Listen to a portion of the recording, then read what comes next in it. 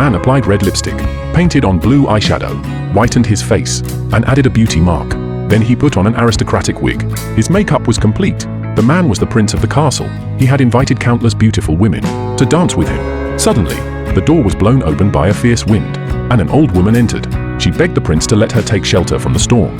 In return, she gifted him a rose. However, the prince took the rose and threw it to the ground, mocking the old woman for being too aged. The old woman grew furious. She warned the prince not to judge others by their appearance. In the next moment, the old woman transformed into a young witch. She declared that she would punish the prince. Though the prince fell to his knees begging for mercy, the witch showed no pity. With a wave of her hand, she turned the prince into a hideous beast. At the same time, all the servants were transformed into furniture, trapped in the castle forever. The witch cast her curse. The prince must find true love before the last petal of the rose fell, or remain a beast for eternity. Years later, as the rose withered, its petals nearly gone, the prince believed all hope was lost. But then fate intervened. An old man passing by tried to pluck a rose for his daughter. The prince, thinking him a thief, scared the old man unconscious and startled his horse away.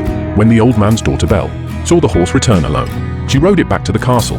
In search of her father, she found him locked in the dungeon, until suddenly, the beast appeared. Strangely, Belle showed no fear. The beast made a demand. Only one of them could leave.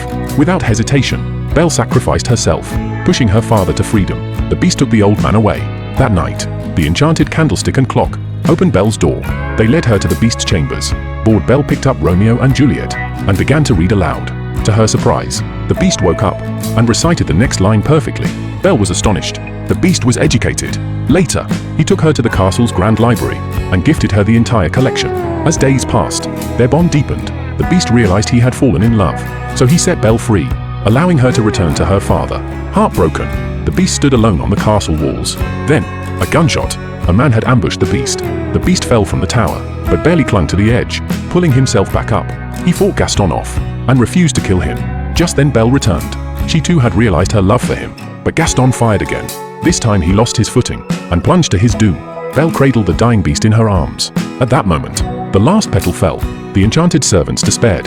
They failed. But then, Belle whispered, "I love you," and kissed the beast. The witch, witnessing true love, shattered the rose's glass dome. The petals swirled around the beast, and in a flash of light, he transformed back into the handsome prince.